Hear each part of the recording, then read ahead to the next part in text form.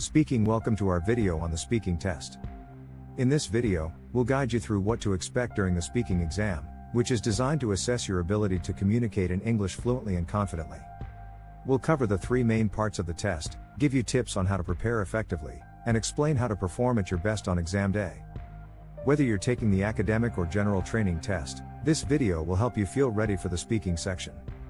The speaking test is a face-to-face interview designed to evaluate your spoken English. It typically lasts between 11 to 14 minutes and is divided into three parts.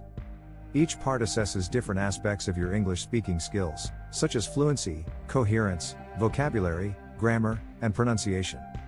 The structure of the speaking test. 1. Part 1, Introduction and Interview.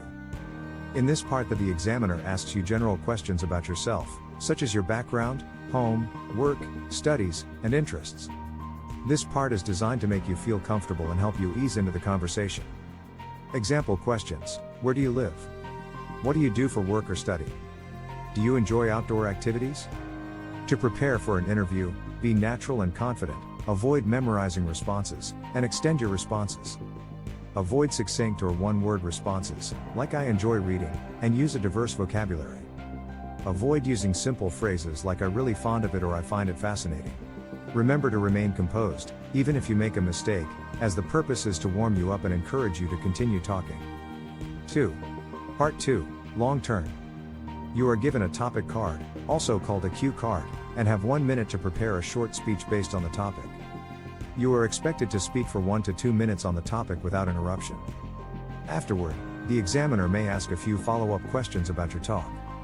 To prepare for a talk, use your 1 minute preparation time wisely, organizing your response with a clear structure. Start with an introduction, address main points, and conclude with personal reflections. Speak for as long as possible, expanding if needed.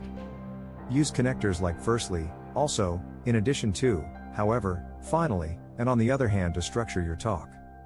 Practice answering cue cards on a variety of topics to make it easier to adapt to any topic. Example cue card: describe a book you have recently read. You should say what the book is about, why you chose to read it, what you learned from it.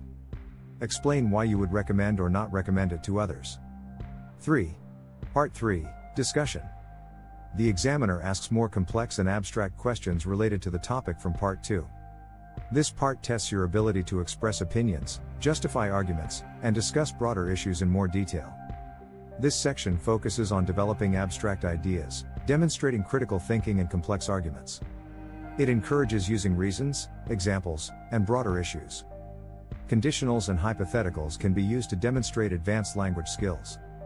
For instance, if people read more books, society would become more knowledgeable, or technology could change literature interaction. It could lead to a more informed society. It's important to balance opinions, acknowledging the opposite view before explaining why you think differently. Example Part 3 questions: do you think children today read more or less than in the past? What role do books play in education compared to modern technologies? How has the habit of reading changed with the rise of digital media? General speaking techniques. 1. Fluency and coherence. Speak in full sentences and avoid long pauses. Use linking words like although, despite, therefore, and as a result to connect ideas smoothly. Try to sound natural by using a conversational tone. 2. Pronunciation. Be clear in your speech and focus on the correct pronunciation of common words. Don't worry about your accent, the examiners are trained to handle different accents. Practice intonation, stress, and rhythm. Vary your pitch to emphasize important words. 3. Vocabulary. Expand your range of vocabulary by reading, watching, and listening to English content. Learn topic-specific words, for example, words related to technology, environment, culture. Use idiomatic expressions where appropriate, but ensure they are relevant to the context. 4. Grammar. Use a variety of sentence structures, simple, compound, and complex sentences. Avoid repeating the same sentence structure. For example, instead of using only present tense, mix it with past or future tenses depending on the context. Be mindful of subject-verb agreement, tenses, and the use of articles, a, and, the. 5. Body language. Although IELTS is a speaking test, nonverbal communication can boost your confidence. Sit up straight, make eye contact, and smile when appropriate. This can make the interaction feel more like a conversation.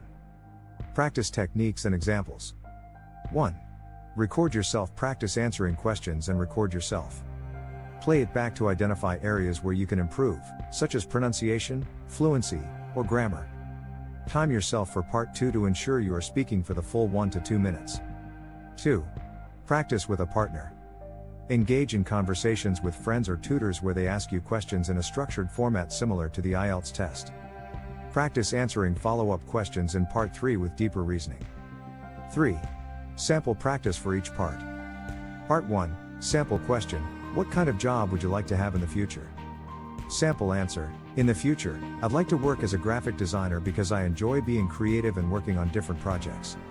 Additionally, I think this field offers a lot of opportunities to collaborate with interesting people, which is something I value. Part 2, sample question, cue card, topic: describe a memorable holiday you've had. Preparation: write down key points, destination, activities, feelings, impact. Sample answer: one of the most memorable holidays I've ever had was a trip to Japan.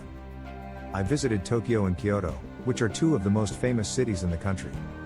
During my trip, I experienced the rich culture, including traditional tea ceremonies, and visited historic temples.